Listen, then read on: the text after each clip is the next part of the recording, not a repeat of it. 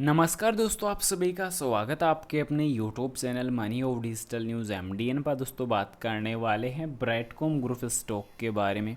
सोगस Brightcom पर अगर एक बार फिर से देखी जाए तो दोस्तों ब्राइटकॉम के ऊपर भी जो काले बादल है वो मंडराते हुए नज़र आ रहे हैं। दोस्तों कंपनी ने पिछले टाइम में अनाउंसमेंट किया था कि कंपनी के जो रिजल्ट्स हैं Q2 के और Q3 के जो रिजल्ट्स हैं वो कंपनी के 30 जुलाई के पहले पहले जारी हो जाएंगे। और दोस्तों आज डेट हो चुकी है 28 जुलाई, क्योंकि दोस्तों लास्ट से जो अपडेट निकल के आई थी कंपनी की वो 28 जून को निकल के आई थी और आज हो चुकी है 28 जुलाई। तो लास्ट एक महीना हो चुका है पर अभी तक कोई नई ऑफिशियल स्टेटमेंट देखने को कंपनी की तरफ से मिली नहीं है। तो आखिरकार दोस्तों अब इस स्टॉक के टारगेट्स पर क्या अपडेट रहेगा, साथ ही साथ रिकवरी पर क्या अपडेट रहेगा, क्योंकि कंपनी के लास्ट सेशन चली थी दोस्तों 22 जुलाई को, यानी कि मंडे, हर मंडे को दोस्तों जो है कंपनी की जो सेशन चली। पर अब कहीं ना कहीं दोस्तों देखने को मिल रहा है कि लगातार हर सेशन के अंदर लोअर सर्किट फेस करना पड़ रहा है और कंपनी की जो गिरावट है वो भी कहीं ना कहीं काफ़ी ज़्यादा ऑलमोस्ट हो चुकी है। अब लास्ट एक मंथ पे अगर चर्चा कर ली जाए तो दोस्तों 8 रुपये 91 पैसे प्राइस से गिरकर 8 रुपये 46 पैसे पर, फिर 8 रुपये 3 पैसे पे और अब 7 रुपये 62 पैसे पे। तो लगभग दोस्तों 52 सप्ताह का जो लो प्राइस है वो दिन प्रतिदिन दोस्तों हर सेशन के ऊपर दोस्तों जो है नया फ्रेश ऐड हो रहा है।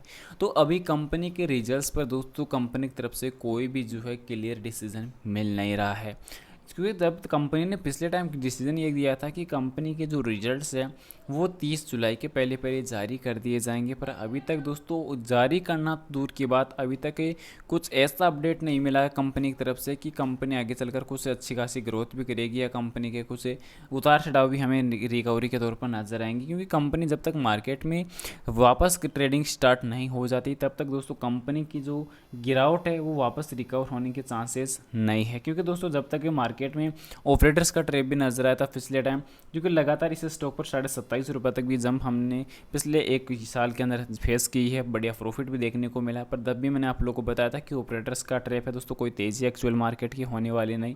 पर काफ़ी ज़्यादा निवेशक इस बात पे दोस्तों जो काफ़ी हावी हो रहे थे कि कंपनी एक बढ़िया प्रॉफिटेबल जो डेटा है वो जारी करेगी, साथ ही साथ क्यों Q2 के और Q3 के जो रिजल्ट्स है वो एक साथ जारी करेगी तो बढ़िया प्रॉफिट नजर आएंगे।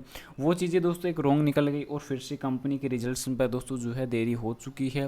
पिछले टाइम दिग्गज निवेशक शंकर शर्मा ने भी दोस्तों यही चीज़ फेस की थी कि कंपनी के ऊपर ज़्यादा से ज़्यादा और कड़ी से कड़ी कार्रवाई करने की आवश्यकता है।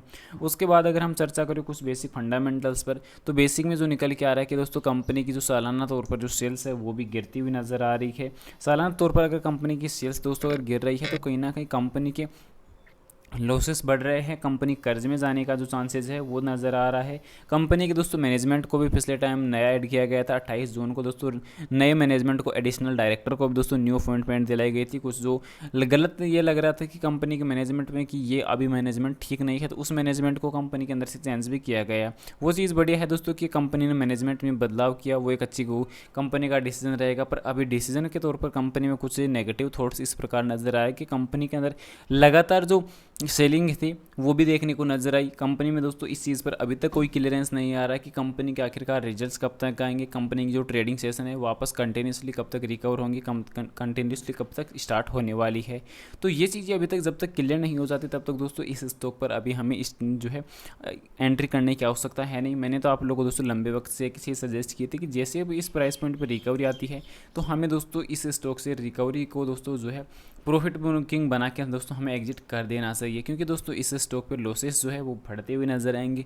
कंपनी का टेक्निकली और फंडामेंटल डेटा बेस काफ़ी ज़्यादा दब चुका है, कर्ज बढ़ने के चांसेस होने वाले हैं, कंपनी एक से एक फ्रॉड करने में माहिर हो चुकी है, कंपनी का मैनेजमेंट इस चीज़ में माहिर हो चुका है। तो अभी गिरावट जो है हमें बरकरार नजर आएगी, लॉसेस दोस्तों हमें बढ़ते हुए फेस करने पड़ेंगे। तो अभी मैं आप लोगों को दोस्तों एक ही चीज़ सजेस्ट करूँगा कि जितना हो सके इस कंपनी से एग्जिट करने की ही अपनी प्लानिंग आगे चलकर क्रिएट करिए। क्योंकि जैसे प्राइस पॉइंट पर दोस्तों हमें सेल करने का मौका मिलता है, हमें कंपनी से एग्जिट करने का मौका मिलता है तो हमें एग्जिट करना ही चाहिए। क्योंकि लास्ट 6 मंथ का रिटर्न हम चेक कर सकते हैं जो लगभग 59% का नेगेटिव रिटर्न कंपनी का निकल के आया है। लास्ट एक साल की अगर हम चर्चा करें तो 68.12% का नेगेटिव रिटर्न निकल के आया। तो सालाना तौर पर भी कंपनी के लॉसेस बढ़े हुए हैं नजर आएंगे, पर कंपनी के पिछले 5 सालों में रिटर्न पॉजिटिव थे।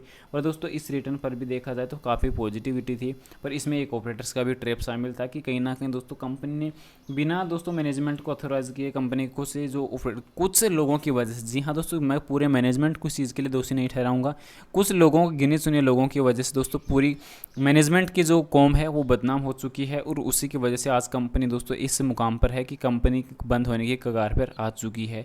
तो ये चीज़ें अभी के टाइम कंपनी को दोस्तों अभी भी संभल कर करने की आवश्यकता है, कंपनी के मालिक को इस चीज़ पर समझने की आवश्यकता है।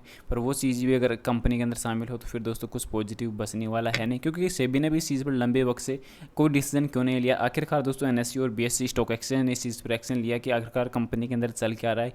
साथ ही साथ निवेशकों के ऊपर दोस्तों जो लॉसेस हैं वो भी बढ़ रहे हैं, कंपनी के निवेशक अभी के टाइम काफ़ी ज़्यादा असमंज में नज़र आ रहे हैं। तो इन चीज़ों को फेस करने के लिए कंपनी के आगे लिए दोस्तों जो है नेशनल स्टॉक एक्सचेंज और बॉम्बे स्टॉक एक्सचेंज ने दोस्तों आगे आकर दोस्तों एक बढ़िया डिसीजन लिया। मैं इन चीज़ों के लिए दोस्तों एक तारीफ लायक बात कहूँगा कि फिलहाल कहीं ना कहीं एक चीज़ तो पॉजिटिव निकल के आएगी, कंपनी के ऊपर जो है जल्द से जल्द एक्शन लिया गया, पर लंबा वक्त फिर भी गुजर चुका है, तो अभी रिकवरी की आवश्यकता काफ़ी ज़्यादा रहने वाली है, क्योंकि अभी कंपनी के कुछ नेगेटिव थॉट्स भी रहने वाले हैं।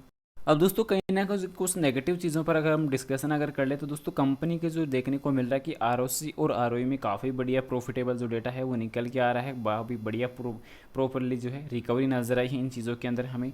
पर कहीं ना कहीं कंपनी के कुछ और नेगेटिव चीज़ों पर अगर हम चर्चा करें तो कंपनी का ईपीएस रेट जो है पॉजिटिव है, पर नेगेटिविटी में अगर हम चर्चा करें तो कंपनी में लगातार दोस्तों जो कंपनी का पी रेशियो है उसमें एक तेज़ी से गिरावट नजर आई, पर कहीं ना कहीं कंपनी के प्रमोटर्स की हिस्सेदारी में भी तेज़ी से गिरावट रही है। कंपनी में लगातार सेल्स डाउन जाती हुई नजर आई है, क्योंकि कंपनी ने पिछले एक साल के अंदर दोस्तों कुछ भी जो डेटा है वो शो नहीं किया, तो इसका मतलब कंपनी के अंदर दोस्तों गिरावट होने की जो चांसेज है वो ज़्यादा रहेंगे, और कंपनी के अंदर लॉस बुकिंग का जो डेटा है वो ज़्यादा निकल के आएगा। पर लास्ट 1 ईयर के अंदर जो नेगेटिव रिटर्न निकल के आया वो 68% का निकल के आया, जो अपने आप में सबसे बड़ी नेगेटिविटी के तौर पर जाना जाएगा।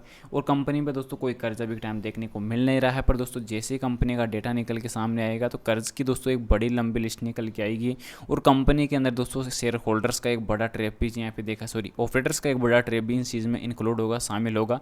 तो लॉसेज जो हमारे होने वाले, ना कि दोस्तों किसी अनदर इन्वेस्टर के। तो अभी दोस्तों जितना हो सके इस कंपनी के खिलाफ हमें ज़्यादा से ज़्यादा जो है मुहिम ये छेड़नी है कि कंपनी को जल्द से जल्द रिजल्ट जारी करने चाहिए, और सेबी को दोस्तों, एनएससी को और सेबी दोनों को दोस्तों हमें जो है अभी के टाइम कंप्लेन करने की रिक्वायरमेंट रहने वाली है। सजेशन आप लोग को एक चीज़ पे बताऊंगा कि दोस्तों इस कंपनी के खिलाफ ज़्यादा से ज़्यादा मोर्चा जो है मार्केट में छेड़ा जाए, और कंपनी के ऊपर जो भी डिसीजन हो, वो जो आवश्यक डिसीजन हो कंपनी के ऊपर लिया जाए। क्योंकि दोस्तों जब तक कंपनी के ऊपर हम कुछ डिसीजन हम लेना नहीं चाहेंगे तब तक दोस्तों कंपनी के ऊपर दोस्तों मैनेजमेंट भी कुछ डिसीजन एक्शन लेने वाला है नहीं, क्योंकि लंबे वक्त से हमें वही चीज़ें फेस करनी पड़ी है और लॉसेज भी हमें बुक करने पड़े, ना कि दोस्तों मैनेजमेंट को। तो फिलहाल आपकी नज़र में इस स्टॉक की और कोई बेसिक जानकारी हो कमेंट सेक्शन में जरूर से बता देना। उम्मीद करता हूँ जानकारी पसंद आई होगी। पसंद आई तो वीडियो को लाइक कर देना, चैनल पर नए हो दोस्तों चैनल को सब्सक्राइब कर देना, और जानकारी को ज़्यादा से ज़्यादा शेयर जरूर से कर देना। और आपकी नज़र में कोई पेनी स्टॉक हो तो उसकी जानकारी कमेंट में पिन कर देना, आंसर्स करके आपको जल्दी बता दिया जाएगा। मिलता है नेक्स्ट अमेजिंग वीडियो के साथ, तब तक के लिए इजाज़त दीजिए। जय Shri Krishna. Thanks for watching this my video.